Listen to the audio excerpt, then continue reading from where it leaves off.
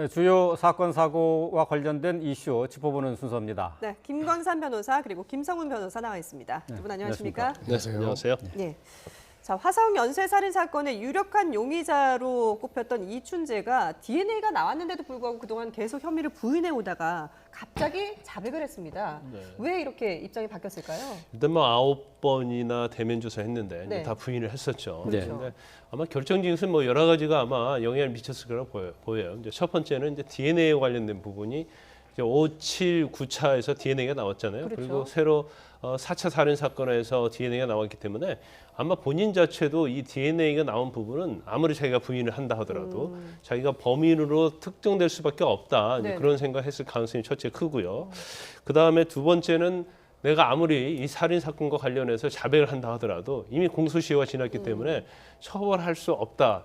그렇기 때문에 뭐 자백하나 안 하나 마찬가지일 거라는 생각했을 걸로 보입니다. 네네. 이제 또 하나 중요한 것 중에 하나가 연쇄 살인범인데도 사실은 교도소에서 1급 모범수로 지내왔지 않습니까? 그렇죠. 그러면 본인 자체는 사실은 가석방을 목적을 두고 예. 아마 본인이 절제를 굉장히 했던 걸로 보여요. 하지만 뭐 설사 여기서 자기가 아무리 자백을 하지 않는다 하더라도 일단 가석방은 물이 건너간 거죠. 네. 예. 그래서 이제 그 부분을 포기할 수밖에 없기 때문에 이제 그것도 영향이 있고 이제 또 하나 뭐 언론에 많이 나오는 얘기는 이제 프로파일러들이 투입이 됐는데 네. 이 프로파일들이 굉장히 약간 노련하고 베테랑들이었다고 합니다. 네네. 그래서 이제 9번, 10번까지 이렇게 대면을 하다 보면 이제 서로 신뢰관계 같은 게 형성이 되거든요. 네. 그래서 아마 그런 설득, 그러니까 이건 당신이 부인을 해도 적어도 4번 정도는 무조건 인정이 되기 때문에 어떤 실체적 진실을 위해서 또는 유가족에 대한 어떤 사과를 위해서라도 자백하는 게 어떠냐는 식으로 아마 설득을 굉장히 집요하게 했던 걸로 보여요. 예. 그래서 네. 뭐 결론적으로 따지면 지금 9번의 살인 이외에도 5번 살인을 자기가 했다는 것을 인정을 한 거죠. 예. 네. 그러니까 DNA가 나왔는데도 불구하고 가석방을 노리고 계속해서 부인을 하다가 결국은 이 DNA라는 것이 결정적인 증거이기 때문에 어떻게 좀 빠져나갈 구멍이 없다라고 판단을 한 걸까요? 네, 저는 개인적으로는 아마 그 중에서도 제일 중요한 부분은 예. 어떤 프로파일링의 가장 큰 성과가 아닌가라고 생각을 합니다. 네네. 모든 사람한테는 그 외면과 다르게 어떤 심리적인 형상과 원형이라는 게 있다고 저는 생각을 합니다. 예. 그리고 프로파일링이라는 거는 각 사람들이 가지고 있는 그 심리적인 원형과 거기에서 가지고 있는 허실들을 탐지하는 거고요. 그거는 이제 대면 조사뿐만 아니라 주변 인물들에 대한 조사, 그동안의 행적에 관련해서 과연 이 사람은 심지어 사이코패스라고 하더라도요. 네. 어떠한 심리적인 기제를 가지고 기존에 가졌는지를 정확하게 분석을 하고 그것을 토대로 해서 대면 조사를 통해서 그 심리적인 허실을 파고드는 게 바로 프로파일링입니다. 지금 객관적인 증거가 나왔고요. 네. 객관적인 증거를 통해서 어차피 더 불이익 볼 것이 없다. 혹은 이미 불이익을 보고 있으니까 잃을 것은 없다라는 설득뿐만 아니라 이춘재라는 사람이 지금 관련된 가족들에 대해서 언론 보도도 많이 나오지 않았습니까? 예. 과연 어떠한 생활을 했고 어떠한 동인을 가지고 있고 어떠한 욕망을 가지고 있는지에 대해서 정확한 분석을 했고 그 분석을 토대로 해가지고 계속 진술을 이끌어냈기 때문에 결국은 자백이 가능하지 않았을까 그렇게 생각합니다. 그러니까 프로파일러들의 설득으로 자백을 했다 이렇게 봐야 되는 건가요? 프로파일러와 이제 조사관이 같이 협동을 했다고 보는 게 맞을 것 같고요. 예. 적어도 분명한 거는 많은 이제 뭐 이거와 관련돼서 전문가 이제 이수정 교수님 같은 경우에는 관련돼서 사이코패스 성향을 가지고 있는 범죄자들 같은 경우에는 자신이 한 행동을 과시하거나 과장하거나 상황을 주도하고자 하는 욕망이 있다라는 것을 분석한 의견을 내놓기도 했습니다. 네네. 지금 이제 이거와 관련해서 다른 사이코패스나 혹은 연쇄살인범들과 달랐던 부분들은 스스로 지금까지 한 행동들에 대해 과시적인 성향들이 상당 부분 보이지 않았던 부분이 있었지만은 예. 그 부분을 대해서 다른 사이코패스와 다른 살인범들과 이 사람의 어떤 심리적인 지문이 어떻게 다른지에 대해서 나름 면밀한 분석을 했고요. 그 분석한 부분에 있는 약점을 파고 들었기 때문에 결국은 네. 자백이 가능하지 않았을까라고 생각합니다. 그렇군요. 그런데 이 자백을 한 내용을 들여다보면 참 놀랍습니다.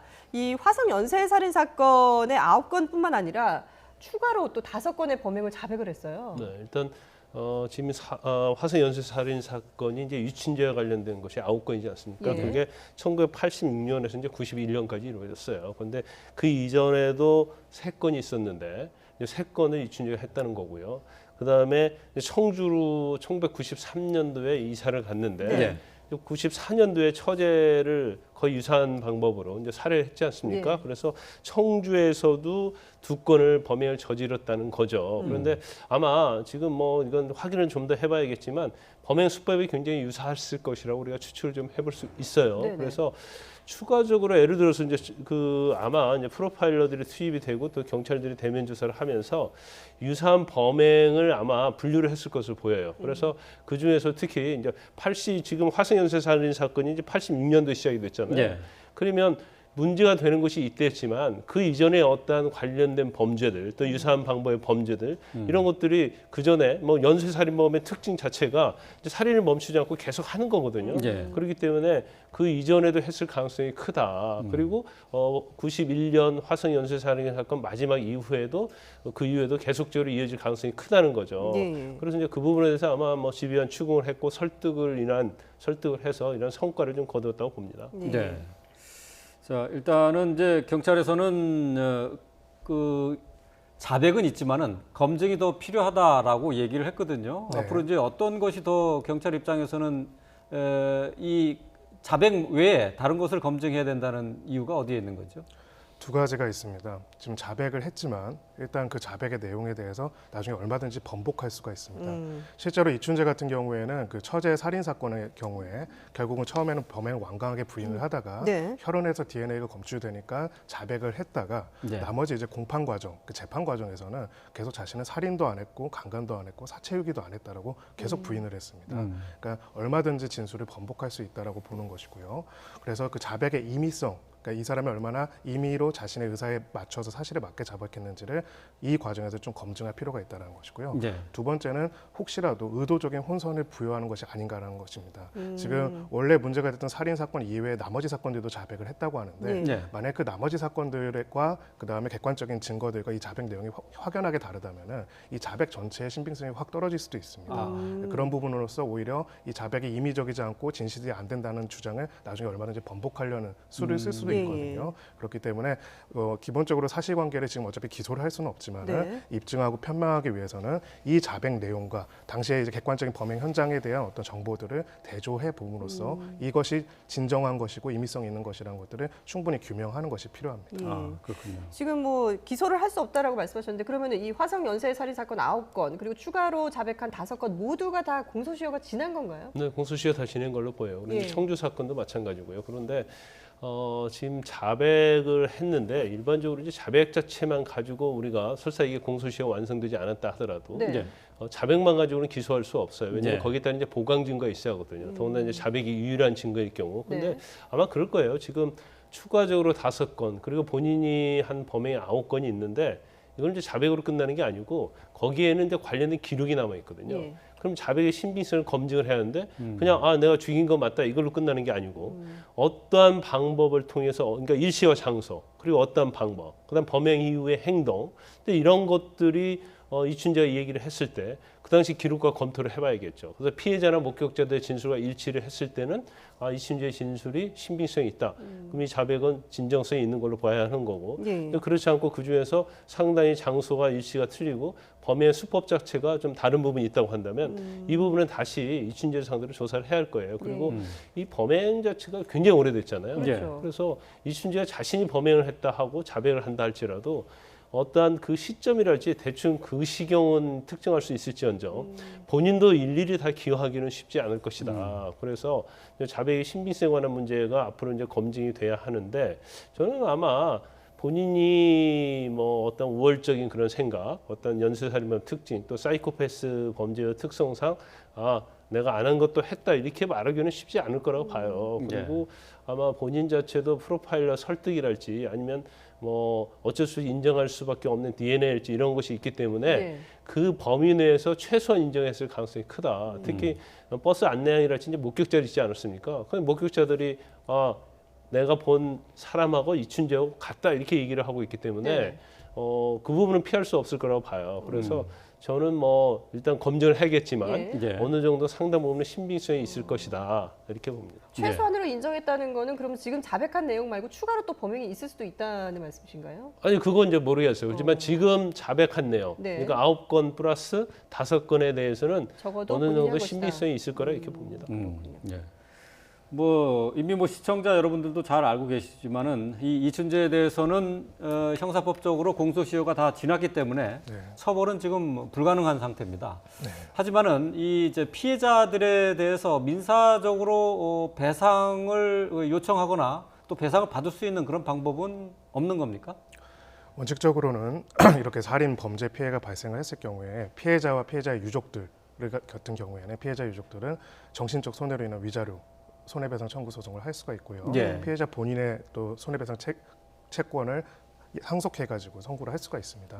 원칙적으로는 청구는 가능하지만 예. 이제 청구를 하게 된다면은 이제 피고 쪽이죠. 피고 쪽으로서는 소멸시효의 항변을 할 수가 있습니다. 아, 이것도 소멸시효가 형사에는 있는 거군요. 공소시효가 있다면 민사에는 예. 소멸시효가 있기 때문이고요. 예. 지금 민사상 불법행위로 인한 손해배상 청구에 관련돼서는 소멸시효 기간이 그 가해 행위가 발생한 날로부터 10년 그리고 그 가해자를 안 날로부터 3년으로 되어 있고 둘 중에 어떤 것이든 먼저 도과가 되면 소멸시효 항변을 할 수가 있습니다. 아. 그래서 지금 과연 민사상 이 기간이 적절한지 그리고 예. 이렇게 주장을 하는 것이 맞는지에 대해서는 사실은 법학계 내부에서도 많은 비판들이 있고요. 그래서 실제로 지금 민법의 이 소멸시효에 인한 그 기간을 늘려야 한다라는 법안들도 발의가 되어 있는 상태로 알고 예. 있습니다.